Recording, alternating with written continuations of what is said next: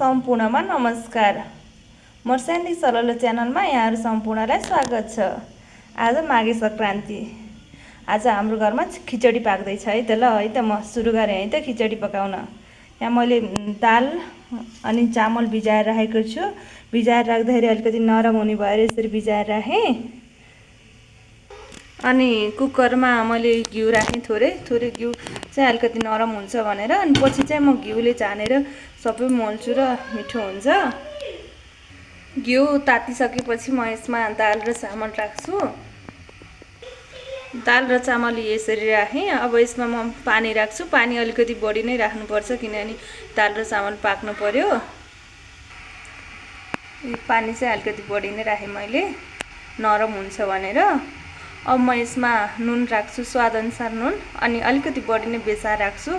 खिचडीलाई मिठो बनाउनु बेसार, अनि अदुवा पनि राख्छु, पिनेको अदुवा। नुन बेसार राखिसकेँ। अब म यसलाई अदुवा राख्छु अनि सबै मोलेर अनि सिटी लाउन राख्छु। अनि सिटी आएर पाकेपछि कस्तो हुन्छ म हजुरलाई देखाउँछु है। सिटी लाउन राखेँ पनि हेर्नुहोस् न, तयार भइसक्यो। अनि यो खिचडी मैले घिउ तताएको छु। घिउ यो तताएर राखेर मोल्छु र खानको लागि रेडी हुन्छ।